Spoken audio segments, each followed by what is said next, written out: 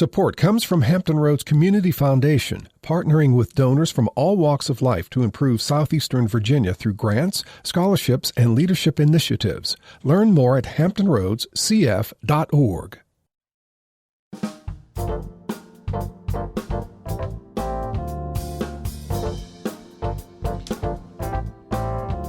Hello, everyone. I'm Barbara Ham-Lee.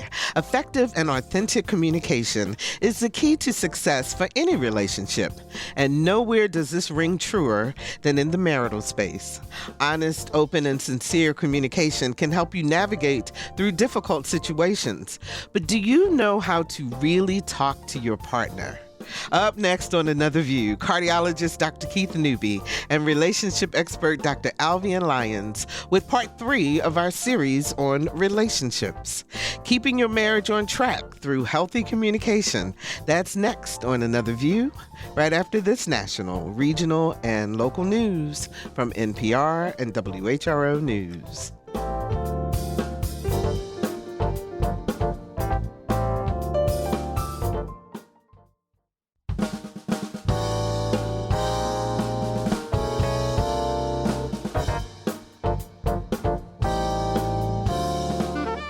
Discussing today's topics from an African-American perspective, this is Another View. Good afternoon, everyone, and welcome to Another View. I'm Barbara Ham-Lee. Of course, we have to start with a couple of things happening in the community.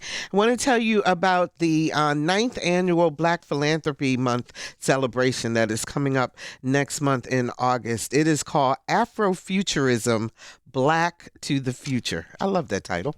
And it includes a technology fair featuring exhibitors in virtual reality, artificial intelligence, website design, cybersecurity, robotics, hardware, computer gadgets. And you're saying, what does that have to do with philanthropy?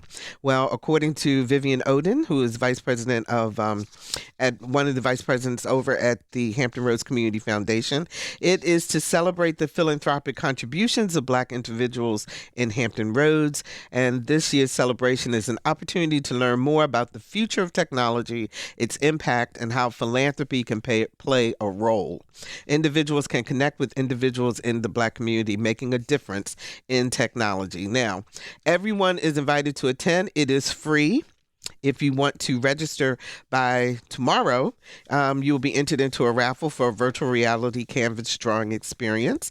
And it is happening on Thursday, August the 6th at the Chesapeake Conference Center in Chesapeake. And if you want more information, it starts at 5:30 in the afternoon and 7 p.m. is the program. For more information, 757-622-6951. And since this is the last Thursday of the month and we always talk about health issues, 757 Breast Feeds is coming up. And that is also happening on Saturday, August the 8th. And they are at Old Dominion University's Webb Center. All kinds of resources, vendors, raffles, milk donation drive, all the information you need to know about breastfeeding, all will be there. It is free. It is open to everyone. They want you to come out from 9 a.m. to 1 p.m. at ODU Webb Center and Kaufman Mall. And if you want more information, email Ladobro. Let me spell it. LADDOBRO at odu.edu. And find out more information about that. We also want to welcome Nicole Baker and Donovan Baker. They're joining us on the production side of the studio here at WHRO today. Donovan is an incoming freshman at Randolph-Macon who will be studying filmmaking in the fall, and he is shadowing us today to see how we put things together here at WHRO. So welcome, Donovan. We appreciate you being here with us. So it is the last Thursday of the month, which means it's time for Another View on Health and part 3 of our series on relationship success. With a combined 50 plus years of marriage between our experts, they bring both personal and professional insight into what makes a successful marriage. And those same principles can be applied to any relationship you may have with family, friends, children, coworkers, you name it. Please welcome back to Another View relationship expert, author, and leadership consultant, Dr. Alvean Lyons. Hey, Alvean. Hey, everybody. And our favorite cardiologist is here. Dr. Keith Newby is a cardiologist with Bon Secours, where he serves as Hampton Roads Medical Group Cardiovascular Medical Director and Market Director of Community Health Improvement and Engagement.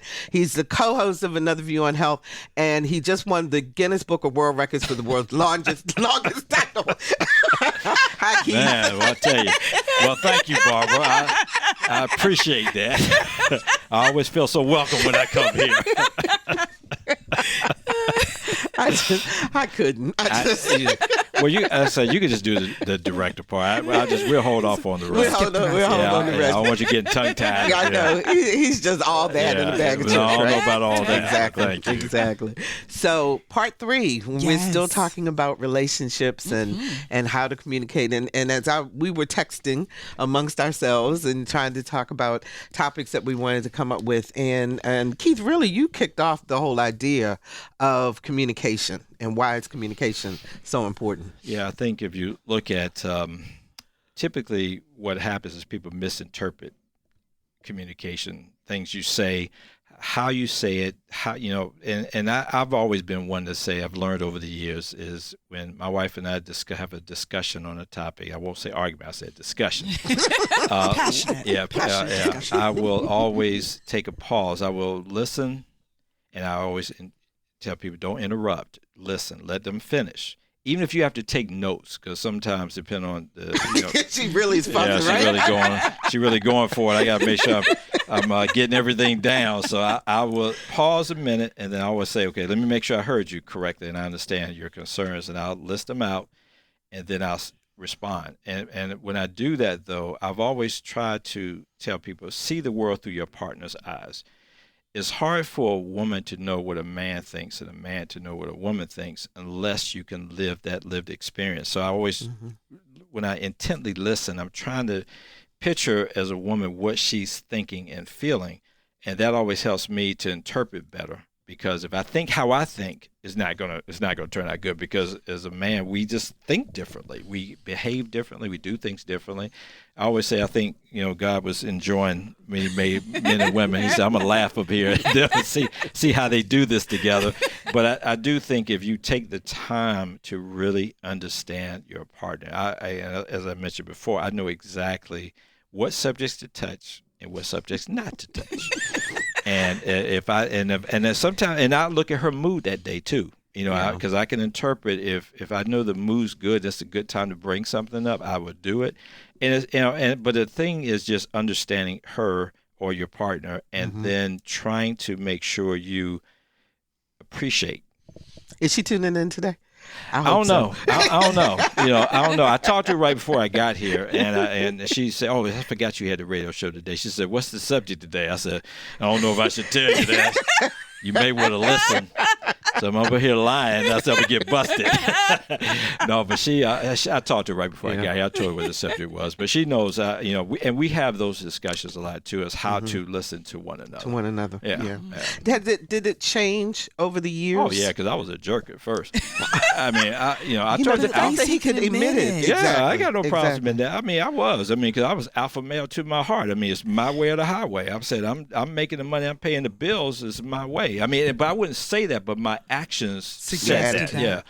And then when I started thinking about it, I'm like, man, that does sound like a jerk, But that was like, I mean, I was 33, 34 when Peggy and I got married, so I was still young and impressionable. And really, I didn't have a good, really understanding of marriage growing up because my father died when I was 7. Yeah. I didn't have any real role models. All I could look at is TV. I mean, I was, sometimes you see family, but you don't really look at the relationships. So that was one thing. And my wife gave me grace for that. Especially back in that time, too. They were not going to show you. Yeah. And and the men in my family, they were alpha males, So I saw that in that. So I just interpret that as how I should behave.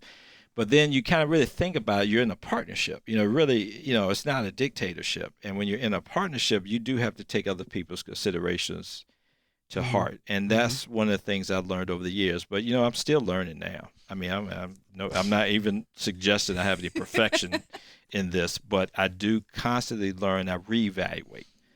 And I would ask my wife sometime, am I screwing up or am I doing okay? If she tells me I'm doing well, and I can tell if she says, yeah, you're doing all right. I know that. Okay. I'm still messing something up here. But I can always tell in the tone of her voice exactly what she's thinking. So you're tuned. Yeah, very much so. You should be. I mean, Yeah. if you care enough about your partner, you should be attuned to them and understand them just as much as you want them to understand you. Absolutely. Do men and women really think that differently, Alvean? Yes. I wouldn't suggest that every woman thinks a particular way and every man thinks a particular way, but I would say that there are differences. And many of those differences, aside from the scientific and biological, because obviously we do know, even based on research, men are more likely to get in car accidents. Why? Because of the testosterone levels. They're more likely to drive fast. They're more likely to have immortality syndrome. If you watch small children, they're more likely to jump when they're small off of things that could kill them.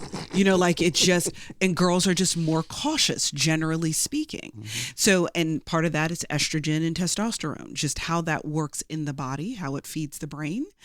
So just given that, there are going to be some differences. But then when you add to that the socialization of girls and boys, boys don't cry, so we teach young boys to stuff emotion, and then we wonder why they can't access that emotion as adults when we train that into them. And so, and the same thing being true in terms of women being super emotional. Well, if you constantly nurture the idea that you're just supposed to access with no regard your emotion, because that's what you're told as you're younger. Oh, of course she behaves like that. Girls, they get emotional, right? Rather than being able to talk about critically thinking and self-regulating and processing in the ways that we might do with some of our boys, those things combined, it's the cumulative effect of all of that nurture and nature that ultimately we find ourselves with differing ways of seeing things. And it also reminds me too of when, especially I hear this a lot in our community, black boys, their black moms and their sons. Oh yes. And the difference in the raising and the teaching of them versus what they will do for their daughters. And they say that women, that we love our sons and we raise our daughters. Right? Like, because we are preparing our girls to go be something else, but we have this love affair with our sons that is just a bit different. And if you look at the data, for those of us who are raising sons without a partner, very often we make our sons men too early. And we have, in essence, a relationship with our sons that are almost like a husband and wife relationship. When you say that he's the man of the house. The man of the house. Yeah. So but he's 6 years old. Yes, I start making you an adult long before you are ready to be an adult. And it often causes conflict when that son is ready to partner, because the moms often reject the partner because you are interfering with my homeostasis. Okay, like, this is how we do things. This is what happens in this house. Exactly. I'm curious, since you have boys and girls. I do. Do you raise your son differently? I do. Really? So you admit it? And I completely acknowledge it. Absolutely. Well, if you know this, why? So the thing is that, and Keith will tell you, people know what's bad for them, and they do it every day. That's why he will always be in business. Exactly. Okay. Well, I tell you, just to chime on that, because I laugh, because one of the biggest, I think this is the alpha male part of me coming out here. So when I have to deal with patients that come in, and I have to deal with sons, and they don't have a father, and the mothers come with them, I'm looking at them, and I'm like, when you made that comment about they turn into adults a little early, I'm like, I may have some secondary thoughts on that one, because I'm looking at these guys. I'm like, listen, you're 30-something years old, and you got your mama with you to the doctor. I'm just looking like, are you kidding me? This is the alpha male part. That is truly that. But I'm looking at these guys like, and I would get on the mom sometime. I say, you're raising, I can't say what I want to say on the air, but I said, what you're raising. I said, I'm telling you, I said, he's not going to, if everything you're doing, to me, because when I was 19, I left home when I was 19, and I never looked back. I love my mom, but she had rules, and I respected that. But But you weren't ready to follow her rules. I would say this. I mean, in my world, I felt like I was ready to move on, and so I left at 19, and I never looked back. And that was okay. But I respected her for that, and I did understand her position. It's just when you're looking at, I guess, the way we were brought up, a man, you're independent. You able to provide and protect and all the things we're supposed to do. If your mama's protecting you at 30-some years old, I'm having some secondary thoughts. I say all that to say, now there are exceptions to every rule. Let's say if he was has some debilitation of something. I'm not talking about that. I'm talking about just a general, general that could come people. come to the doctor. Yeah, I mean, I'm just looking at them like, are you kidding me? Now, if you just want her there for information, fine. But I've had times where the moms take over the conversation. I'm like, and I'm asking, asking him a question. Yeah, she's answering, and I'm like, well, can he answer? And I said, does your tongue work? I mean, are you able to speak? And I see that more than not, but only in single parent households. Interesting. Usually, because that's where I think it comes into play, because our biggest, I think I may have mentioned to you earlier, the only time Peggy and I ever have any real disagreements is raising Marcella, because she's like how you're saying, how you're raising your daughter, and she gets on me all the time. She says, I baby her. And, but the one thing I told her, I said, but I do understand her point. But I tell her this, I said, a lot of times when I see young girls go astray, it's because they have daddy issues. Right. And I said, I would never let any of my daughters see daddy issues, so I'm making a point, and sometimes to the extreme, to make sure she understands, A, that she's loved and appreciated by me, B, that she knows that she's worth more and should behave as such. I want her to have that level of self-respect that she always knows, but I want her to always know she can depend on me. If she needs to call me, I don't care what time it is, whatever, she can always reach out to me, and I will communicate with her. Even if I can't do it right that second, I say, give me a little bit of time and finish up with something. But I want her to always know that part, because as she develops into relationships of her own, I don't want her to settle for things that get treated in a way that's not. And you really become as the man in the house. You're really her first vision of what it's supposed to look like in terms of how she's supposed to be treated. And one of the things that I've told her, because she's made this comment to me the other day, she said, Dad, I don't think I'm ever going to find anybody like you. I said, you will not. However, I said, no, you will not. I said, however, I said, what I want for you, as long as somebody respects you, and they know how to treat you with dignity, I will always support you. And I said, and I tell her, and I always give her those validations. I know you know what you're looking for in somebody. I said, however, I always got to caution her too. As a woman, though, understand that person that you're talking to. I said, I don't want you to get so independent that you are, because most men want the ability to try to protect and provide for their partner. I said, if you block all that, I said, that becomes a problem. That becomes a problem. Yeah, because if she's like, my daddy does this. Exactly. And then, and the man, and honestly, the man don't want to hear that. Yeah. They really don't. Yeah. I mean, we don't. And I know I wouldn't want to hear it either. Right. So I always caution that part. So I got to tell you guys, so I ran across, when I do my research for the shows, I ran across this article entitled "The State of Dating Black Men in 2026." Okay, and this is an article by Dr. Alvean Lyons. He's a licensed clinical psychologist and an ordained minister. And he's responding to the State of Dating Black Men report to bridge the gap between single men and single women. So we're talking about communication. And the things that he talks about can also work in the marital space as well. But he says that after years and thousands of conversations with men who rarely get to speak honestly, here are the 6 things they consistently desire the most. Okay, we ready?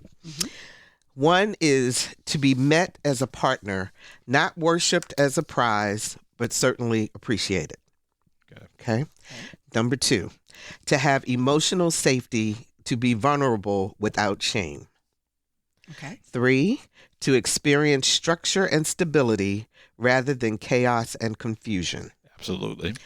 4, to be invited into your life and to get to know him truly, not interrogated at the door. This is the one that got me though. To rise to your standards rather than survive your contempt. Not sure I know what. Yeah, I'm curious what that's supposed to mean. And then to have grace extended to them while they do the work of becoming. Okay.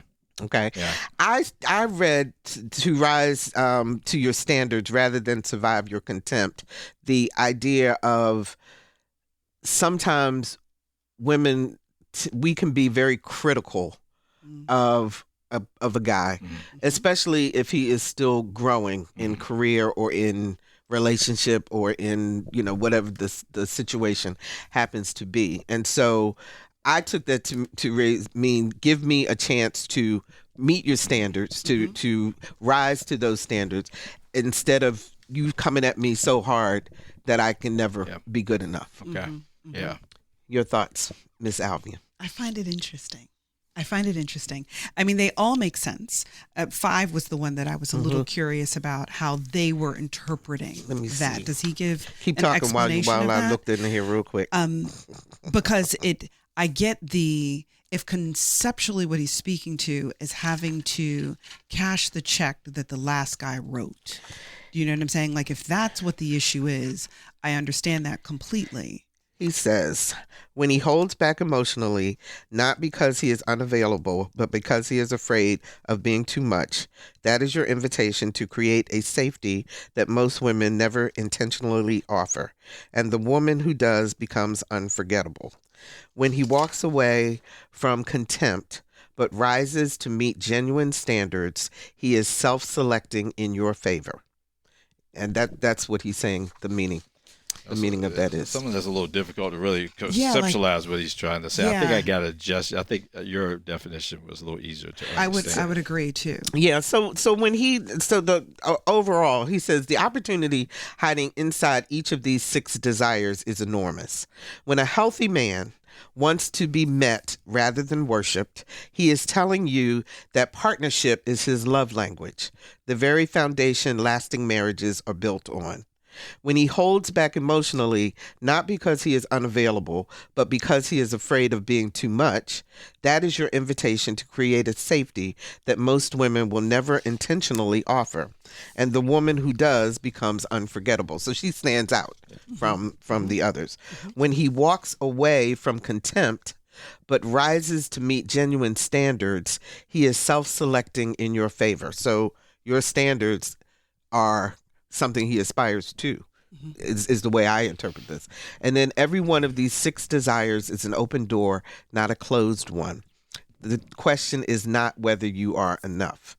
The question is whether you understand the door well enough to walk through it. The man who is right for you is not looking for perfection. He is looking for a place to land safely. Interesting. Not my experience. Personally, I've told you guys before that there are, 4 primary things that I often hear men say that they need relationally. And I am not suggesting that these things aren't present inside of them, but the 4 I hear most often are respect, appreciation. I call them cookies because you guys know what it means, right? And encouragement. Like those are the 4 things I hear most often from men. And actually, I hear those in these. They're not woven. they're woven into that, into but like that. just the simplicity of understanding. The contempt element, I found that a little muddy in his explanation of it personally. But I do understand that there's a difference between inviting someone, and I'm not talking about the invitation versus interrogation that he mentions in number 4, but I'm talking about the way in which we meet our partners at a particular level. We recognize that that level may not be the thing that's going to make our relationships work long term, but it's good raw material. And I want to see it grow for us to really work well. So there's a difference between beating you down about what you are not versus inviting you to a higher level of who you could be. right? There's a difference between those two things. And that is even true in the way we raise our children. So even when we're saying, let's use a simple example, talking to our sons, and his job is to take out the trash, I could say to my son, I can never count on you to take out that trash every Thursday. You know it needs to go out because Friday is when the trash gets picked up, but you never do this thing on time, right? I could say that because I'm addressing the fact that I constantly have to remind you. Or I could say, same issue. Baby, let me tell you something. When you take out that trash, what that shows me is that you are responsible, dependable, and I can count on you. So what I would like to see you consistently do is to behave the way that a man needs to behave in this world, and the trash is just a way for us to test it out. So I'm addressing the same issue, but one of them I'm inviting you up higher, and the other one I am pushing you down lower. Yeah. And it's the difference when we talk about it from a faith-based perspective, condemnation versus conviction, right? That one force is going to condemn, tell you what you are not. The other force is going to convict, to tell you you are behaving less than what you are. So it's the way in which we have these communications that change how we see ourselves in the same issue, but the way we're approaching that completely changes the nature of the conversation. If you're just joining us, we're talking about effective communication in relationships with relationship expert Dr. Alvean Lyons and cardiologist and co-host of Another View on Health, Dr. Keith Newby. 757-440-2665 or 1-800-940-2240 are the numbers to call to join our conversation. What are your ways of communicating with your significant other or spouse? Give us a call. Let's talk about it. 757-440-2665 or 1-800-940-2240. Interestingly, one of the things that I have noted, and I've listened to Dr. Lyons and her, her discussion points, I do agree, and as a man, I do know, and I've told this to people plenty of times, women, you guys have so much power in a relationship that you don't know how to wield right. More than we recognize. Because with us, when you say things, I listened to what you were saying, how the two ways you could talk to your son about the trash. That first example, I know as a man, I ain't doing nothing. It's going to be the automatic wall. Yes, a wall. And even in our discussion points, when a woman talks to a man with respect and appreciation, we'll almost do anything. I mean, literally, almost anything. And that's one of the things I used to tell my wife. I said, every time you fuss at me, I'm going to give you friction about this because I'm not going to do it just because you're fussing about it. I said, if you come at me a different way, I guarantee you the outcome is going to be much different. And a lot of women don't recognize that part. And those that do, you always see they're going to have the most successful relationships because and a lot of women are like, I ain't doing all that. Well, I shouldn't have to do all that. I should be able to tell them what to do. I'm like, you can take that approach. You can do it. But you get to own the consequences too. Yeah, exactly. And that's where I kind of say, just like the same thing in reverse. There's certain ways I know if I say things a certain way to my spouse, she's going to interpret them differently than if I come at her hard, and I think a lot of it's just based on how we were raised, because a lot of our cultural differences in men and women and African American and Caucasian and other groups, we do that. How we were raised impacts. And one of the things I always hate to hear is like say a mother or a grandmother who had a bad relationship almost teaches their children and grandchildren wrong approach. Don't trust him, don't depend on him, or don't do this or don't do that. And I think that's just the worst piece of advice you could ever give anybody, because to me each person has to be looked at as an individual, and how like I am may be different from another person, and vice so forth. So do you think that the younger generation though is more open to, like when he was talking about the being there for me and allowing me, man, to be more vulnerable, to express? I mean, do you see a difference now compared to maybe when you and Matt first got together? Yes. I can even look at the difference between my relationship with him versus my parents' relationships with each other. So just from one generation to to another. For Matt and I, friendship, and we've talked about this, friendship is core to our relationship. We have been broke together. So having nothing and having to make something out of nothing together, you don't, when you are poor together, you have to find all kinds of other ways to see and find value in each other, to find different ways of being able to create moments and joy. And it forces a level of creativity that access and, wealth completely changes, right? And so it became necessary for us to be partners in a different kind of way as we grew. Go ahead. But it's interesting, Alvean, because you two started out kind of in the same space, right? I mean, in terms of where you were educationally, financially, we were both in college, everything. We were young. Yeah. But for women in particular who say there's no good men out there, or I know lots of those, or I've got my doctorate. I'm Dr. Alvean Lyons, and you're not. Right. Which is also another issue. Can you still find that kind of coming together, even if you're not on the same level? The answer is yes, but it is intentional before it's organic. So you have to intentionally create these spaces and own what's happening inside of the spaces. So it's not even just, I know what I need to do, I'm doing it quietly, we're not having any conversation about it. When you are older, when you are mature, you need to bring into the conversation what is actually transpiring inside of the moment, so that the growth is very intentional in the beginning, right? So say, for instance, I've said something to you that bothered you.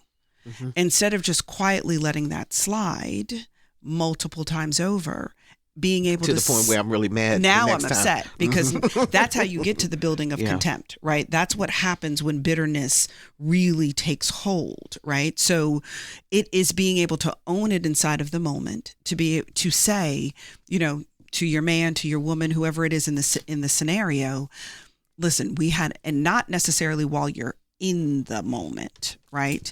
It's being able to step back from it and own what I was feeling, find the words for what it is that I was feeling to the best of my ability, and be able to come back to you and say, can we talk about something?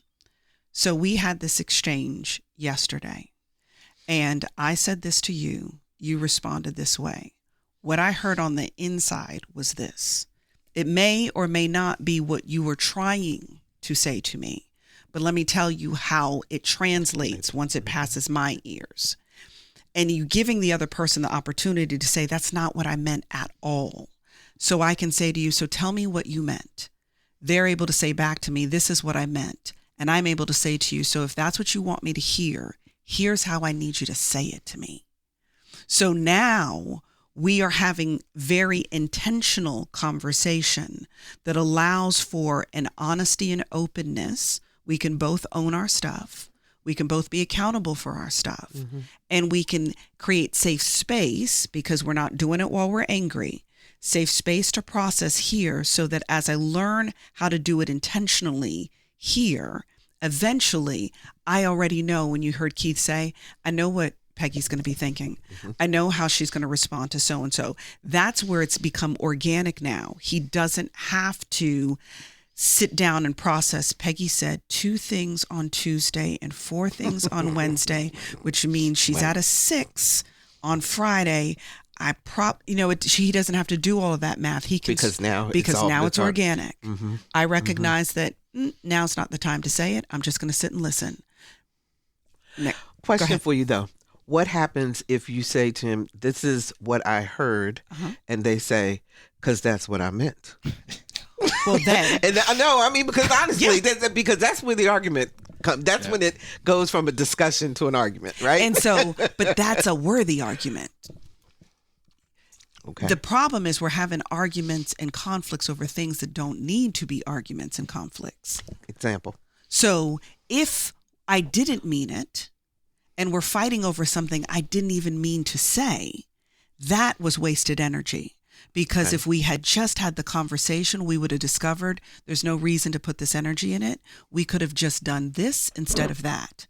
But if you meant what you said, that's a useful argument. Because arguing is not inherently bad. We're actually addressing what the issue is. The bad part is when I move from you said this to you are this.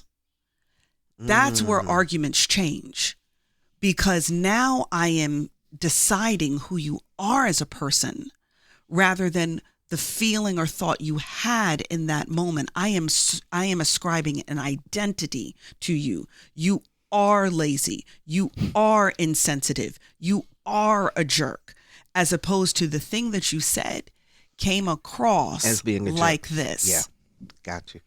And if that's not what you wanted to do, then you get the opportunity to be able to change that. So what are the rules for disagreement? I mean, seriously, I mean, what are some of the things you need to watch out for in when you're in the heat of the moment? Because ultimately, when words come out of your mouth, you can't take them back. You can't take them back. And so what's the fair way to fight, I guess, is my question. So I always say that, and it doesn't belong to me. I shouldn't even say fight. I should say or to disagree. have conflict or disagree, right? Because conflict is not bad. Right. Okay. Right. It's the attacking that's the bad. So it's really it's the fighting. We're fighting the issue, not each other, right? It's attacking the issue, not each other. So if the issue was you were late, I was waiting already, set the reservations or made the meal, was waiting for you, let's attack the issue. So this is what happened. This is what should have happened. If you had called me to let me know, that's the issue. I could have rearranged the Absolutely. issue. Right. Mm-hmm. But if we're attacking each other, you're freaking this, you always that. When that happens, that is not a healthy or effective arguing or navigating conflict at all. It's where we change from the issue to the person. That's where it goes wrong. So I would say there are two things that are true. One, attack the issue, not the person. And two, to be honest does not require brutality. When people say be brutally honest, you don't have to be brutal about anything when you're honest with someone. Always keep in mind that when you love someone, the goal should never be to hurt them. It's to create understanding. So before that thing falls out of your mouth, ask yourself, what is my intention in what I'm getting ready to say next? Because if the next thing out of my mouth is so-and-so's husband would have never done that. Honey, what was your goal when you opened your mouth and said that? Exactly. And if your response is so-and-so's wife, she would never let herself go like that. Baby, you don't want cookies anymore. You just shut the whole factory down. Yes. Yeah. Okay. Yeah. So it's the things. What is your intention behind what it is you're getting ready to say? Because we can cut our partners so effectively because we are so intimately connected with them. So our job is to know where the point is that you could take your partner over the cliff, and then to love them enough to never take them there. That's our responsibility. That was a lot. One of the points you made that I keyed in on was you were demonstrating, what you should not do. And one of the things that somebody taught me years ago was the you and I statement. Don't ever say you do always do this, but I feel this happens a lot when I'm having conflict or whatever, because when you start saying you, that's accusing. And I do see that even when you did the demonstration. I'll say, yeah, I could see how that could be interpreted. Yeah. But I think and this is where my Christianity comes into play as I've gotten closer to God, as I've gotten older, is I'm noticing that takes over more. Things that used to upset me don't upset me anymore. it really has not. I mean, I think I'm mellowing out in my older years. But things that used trying to keep your blood pressure down. Yeah, well, things that used to bother me because of my Christian walk just don't bother me anymore. Yeah. Peggy may do some things at times I don't agree with, but I don't get to that point where I'm like, we're going to really get into the base. And she could tell you, we don't really argue much anymore at all. I mean, I'm like, we may have a disagreement here and there, but it's not, it really has not been that bad at all. And I just tell her, I say, listen, I hear you.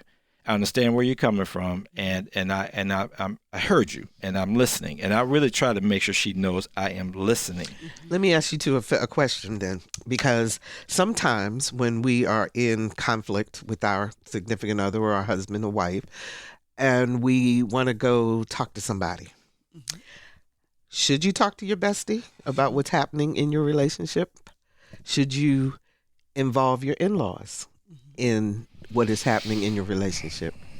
Where are the boundaries? I think it's different for every couple. I think the most important thing is the person that you're having a conversation with, are they going to be part of the solution? So if you're bringing people into this that are not going to be helpful in its resolution, then you should probably keep your mouth shut. Because the other issue too is then they're going to be giving your significant other they have all kinds of things because they will not get over it when you get over it. Right. And then they would be mad at you because you got over it. Because you let it slide. So it really is a matter of like where is their loyalty to, right? So for instance, with my older children, and I have both adopted and so my adopted children are even older, but when my children and I are having conversations about the things that are happening where their partners are concerned, I always say that I've got two dogs in this fight. Okay. So you're not the only dog inside of this fight. If I am loyal to the relationship or the marriage, then I'm interested in first the health of that, which may mean that you're the person who's wrong inside of this. So I'm not taking your side just because you're my kid. If you are wrong where this is concerned, you are wrong. Because my loyalty is to the higher thing, right? But if the situation is you're having a conversation with someone who is just, girl, I'm with you no matter what you do, that often is toxic and poisonous. Same thing is true with your boys. If they're going to just let you do whatever, because dude, if you get out this relationship, we're going to be able to do some of the stuff we used to do when we were single. So I'm thrilled if this does not work out. Yeah. You've got to be careful who, and the Bible speaks to who your counsel is. So I'm not necessarily anti having conversations with other people, because sometimes in isolation, we just repeat all the bad things we were already doing. So it is important to have good counsel. I am very particular about who your counsel is. And it's got to be trust. Trust has got to be in the center. Well, the other thing is the motivation in which, because some people go to people because they want them to agree with their point. I want you to affirm my position. And I think that if you, I say I'd never involve anybody. Period. Yeah. But say I'm at a place now, I don't feel like I have to. Right. I mean, I can work things out with my spouse. I don't have to. But even in the early days, in the early days, I really, because sometimes people's motivation is just not on point, and I just never felt a need personally to do that, because I always knew it to that point. And I've seen times where people will start to have, because how you convey a point of what the conflict is may be, because typically you're going to say things to your advantage point. Of course. Because nobody wants to make themselves look right. Yeah. Right. Exactly. So the thing is, you may have that other person have a negative vibe on the spouse, when really what happened wasn't quite how they conveyed it. So you have to take into account those things too. So in other words, and to not even go down that path, I tend to just say, well, let me just self-evaluate, but everybody can't do that. But I feel like I'm definitely in a place to do that. But the thing is, when you start talking to people, you involve other people in your relationship. I just, if you have a friend that you could just talk to, and they'll just listen, and sometimes just listen without comment, can be helpful. But the thing is still what seeded in that person's mind from that moment forth. Especially you involve in-laws or brothers or sisters or children, your children should really know what's going on in your and I mean, marriage either. That's a whole different. That's a whole, and that's I will say to that most men don't bring other people into the conversation. We are far more likely to do it as women. And sometimes I tease it's partly because, our word count is a lot higher. You know what I'm saying? Like, so I'm not touching that one. So that is scientifically proven. But I ain't touching that one, even we if weren't it even is. finished when we had the argument with our partners. We still had 217,000 words left. So we need to bring other people in because there's got to be someplace to pour all those words, okay? You guys got a shot glass. We had a pitcher full of words that we needed to share, and we knew we drowned you already, so we went to go share that with others. Okay, I'm trying to get a bunch of stuff Yep, in okay, under our go, umbrella go. because, Yep. we got a lot and we're running out of time. Is it okay for couples to have opposite sex relationships, friendships outside of the marriage? Personally, or dating, or if you're a committed couple? Well, it kind of depends on the relationship and your how solidified are you in that relationship. But I just safest is no. I mean, I mean that's a safe approach because I tell you, because it depends on sometimes you can do things that makes your partner insecure about it without you really realizing that. Mm-hmm. I just find it safer to say no. I mean, it's interesting because since I was such a late That's not my ride, answer, just for the record. I know, go ahead. and I'm gonna get to your answer, but because I got married at such an advanced age, I mean, to me, it was unrealistic to expect that Maxie did not have other friends. Mm-hmm. Now, having said that, and for him to expect that I wouldn't have other friends, but when we came together, that went away. Except for his best friend, who became one of my dearest friends, and it remains that way to this day. Well, I think that part, if you're bringing that person into both of parties, and that's the point. That's where it would be a little different. So if he would have said, nope, you can't meet, you can't engage, no, then that would have been a whole different thing. What was your answer? She's kind of a different sort, Yeah. I mean, she's a different sort. I can see her saying opposite. Exactly. And it's not. And I would agree with Keith, but in some relationships can't handle it. Yeah. Like there are some relationships that it is more problems than it is worth, right? So like it's easier to just keep it clean, and we're not going to do that. But I grew up with nothing but boys. So like I didn't have good girlfriends. I had all of my boys, and I've never dated them. We've never had romantic relationship. They are just my boys. And the thing is, ladies, please hear me when I say this too. The more you have male friendships, this may need to be prior to getting married, but I'm just saying, the more you have more male friendships that have never been physical in any form or fashion, the more you will understand the needs and the psychology of men. So part of the reason why I find that I am able to be bilingual from a gender perspective is because my foundational friendships were with boys. I was the first girl after two older brothers. So my world was boys first. Mm-hmm. And when Matt and I started dating, the first person he met was my best friend back then, whose name was Ray. And so when we came back from our first date, Ray was already at the house hanging out with my parents. So the first thing Matt met in my world was another guy. So we have very clear rules in our relationship in that I don't lock phones. My guy friends if you're going to call me at 3:00 in the morning, I'm laying next to him. So I will talk to you on speakerphone. So if you want to say something crazy, you got to deal with that. But like I say that to say that I don't hide anything, right, so that he can always feel comfortable about it. And 9 times out of 10, he'd be like, can you take him off a speakerphone? I don't need to, and I say I love you to my guy friends. They say I love you to me.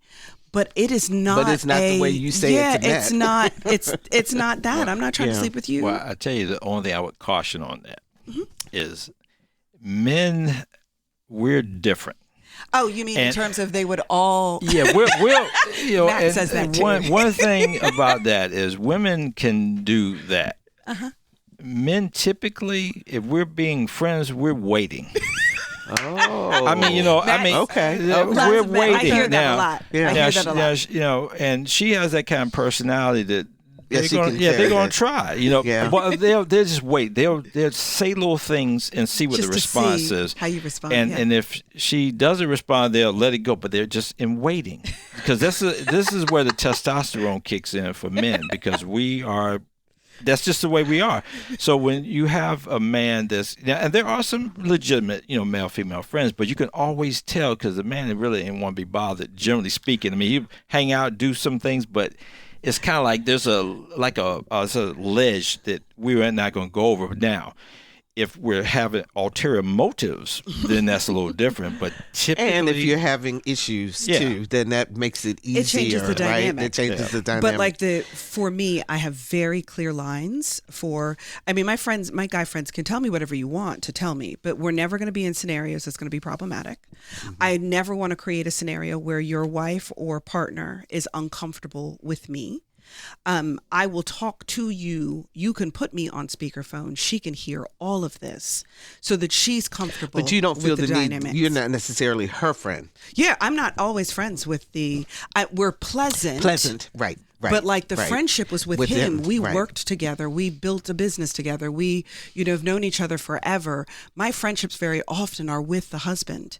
But I understand what I need to do and be so that I don't create conflict or issues for him, because I understand what it might feel like to be on the other side of that. And very often the wives will call me and be like, thank you for what because you just told him that he said what he needed to hear that he could not hear from her. Yeah.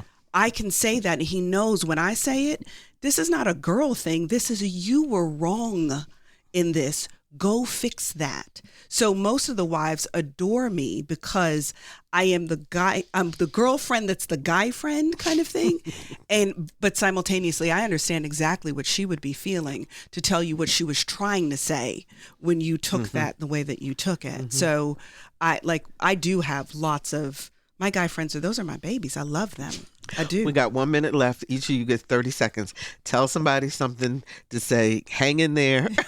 Communicate well. It's going to be all right. I'll just take my 30 seconds on the question, because we didn't touch on this, is counseling. When should you get it? And I know we don't have long, but if you could take I will say, and so let's use that for the 30 seconds. Okay. I would say that just like you take your car to the shop before the engine blows out is what you should do in your relationship.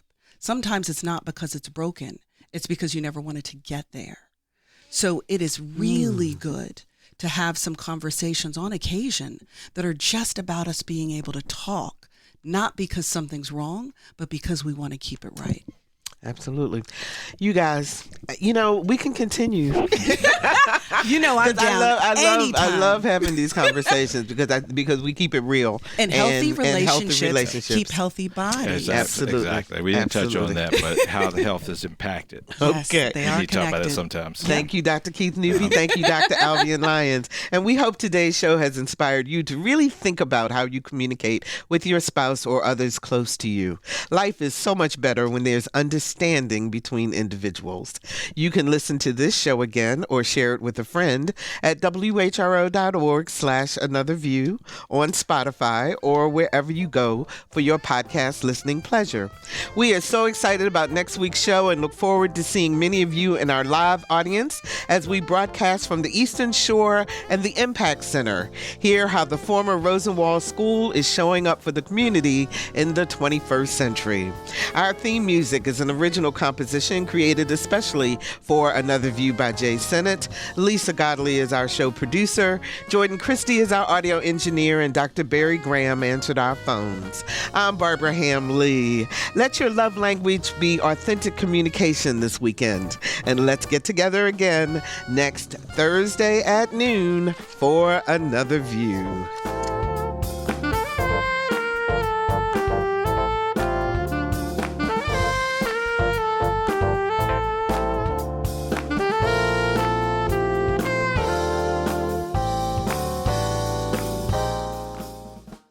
Support comes from Hampton Roads Community Foundation, carrying out your charitable wishes forever.